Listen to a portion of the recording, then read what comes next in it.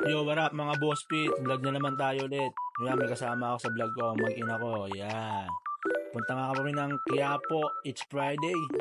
It's Quiapo Day. Yan. Pabiyahe na kami mga boss pit.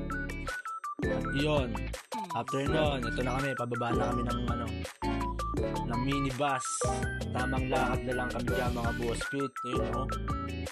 Ang taba-ching-ching ng anak ko oh. Kitang-kita naman eh. Yan mga boss pit, pakipollow na rin ang aking anak, Jay Shalmaine. Bigay namin sa inyo ang social media account niya. Yan. Kita nyo naman, napakalusog na bata. Yan, tamang lakad lang kami dyan. Yun oh, papasok na kami dyan. Tamang video lang tayo mga boss pit. Kita nyo naman mga boss pit. Yan na. Palabas naman kami dyan. At tumbok na namin ang simbahan. Yan na. Papasok na kami dyan. At yun, nasa labas na tayo mga boss pit. Bali yan, pagkatapos na, tapos na rin ng misa. Tapos na ang misa niyan. At naglalabasan ng mga tao, mga boss pit. Yan, kita nyo naman ang anak ko. Naglalabas naman makakain. At yun mga boss pit, napagbigyan tayo na makapasok sa loob mismo ng simbahan.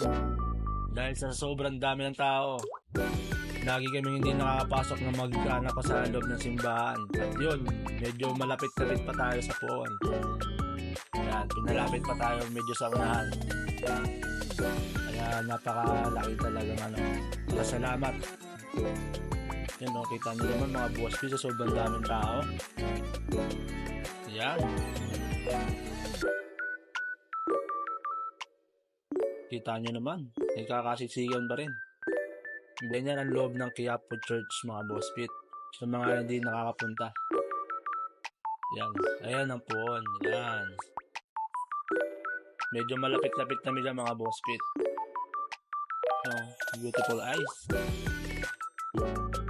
At yun, after ng misa, dyan, diretso kami sa may likod mga boss pit. Para bumisita naman sa mga puon na nasa likod. Yan. Kita nyo naman ang anak ko. Yan o. Yan. Yan yung mga puon na nasa likod. After namin magmisa talagang dumidiretso kami dyan mga boss pit.